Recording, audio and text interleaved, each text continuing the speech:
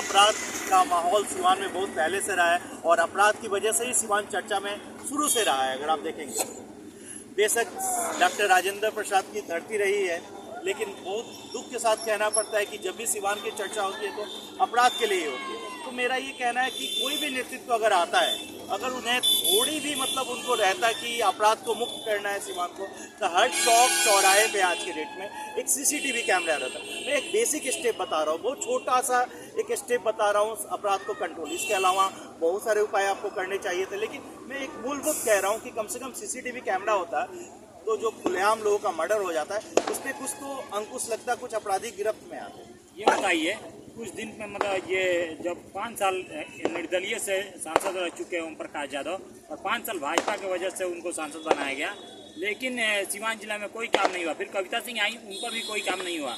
अब क्या आपको लग रहा है कि सिवान में जो ओवरब्रिज है ये पास हो जाएगा? देखिए, मैं ये नहीं कहता हूँ क्या होगा, मैं ये कहता हूँ जहाँ चाह है वहाँ रहा है। और वहाँ बात है कि जब एम्बुलेंस कोई पेशेंट वहाँ से गुजरता है तो उसकी मृत्यु हो जाती है। यहाँ पे ढाला गिरने के चलते रोड जाम हो जाता है, जाम होने की वजह से पेशेंट वहाँ मर जाते हैं। इसके बारे में आप क्या कहना चाहते हैं? देखिए, ये ऐसी समस्या है सिसोन ढाला जी, जिससे हर कोई जो भी इस बाजार में है, मुझे नहीं लगता है कोई बचा होगा। सबको सिवान जाना है आज या कल, मतलब हफ्ते में 1-2 बार सबको सिवान जाते हैं और सीसोन ढाले की समस्या से सबको ही वाकिफ है कितना मुसीबत झेलना पड़ता है। एक नेता है, अगर एक बार जीतता है तो उसकी पेंशन को लागू कर दी जाती है। अगर वही कोई कर्मचारी रिटायर होता है तो उसकी पेंशन को लागू क्यों नहीं की जाती है? देखिए, ये तो सवाल जनता जो सरकार में है वो न बताएंगे, वो लगना है ना। आपने क्वेश्चन पूछा है कि जो लोग 60 साल मतलब 30 साल नौकरी करते हैं सरकार के लिए, उनकी पेंशन बंद कर दी गई है।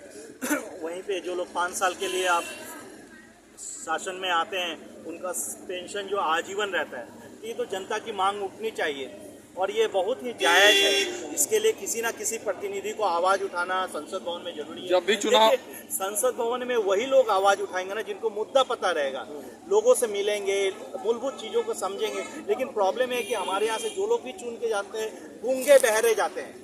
अभी ये स्टेशन के पास जो ओवरब्रिज पास हुआ है वो मोहम्मद शहाबुद्दीन के टाइम में पास हुआ, लेकिन अभी जो वर्तमान में जो सांसद जो ओम प्रकाश यादव हो गए, अजय सिंह हो गए, ये लोग क्यों नहीं ओवरब्रिज बनवाया?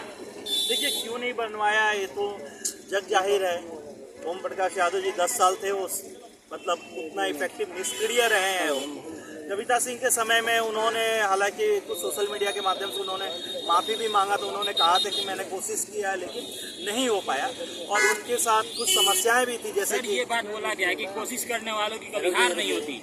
दुखिया सिंधु में जब गोताखोर लगाता है तो जाकर खाली हाथ लौट आता है। आखिर उसकी मेहनत बेकार नहीं होती, कोशिश करने वालों की कभी हार नहीं होती। मोहम्मद शहाबुद्दीन कोशिश किया था तभी तो जाकर एक ये ओवरब्रिज पास हुआ था। देखिए, कोशिश अगर करेंगे तो मैं यही कह रहा हूँ जरूर नहीं ओवरब्रिज ही बने। मैं कहता हूँ आपका जो फंड है, जितना आपके पास बजट है, उससे आप उसका सॉल्यूशन निकाल सकते हैं, कुछ अल्टरनेट काम कर सकते हैं, जैसे सबवे हो गया,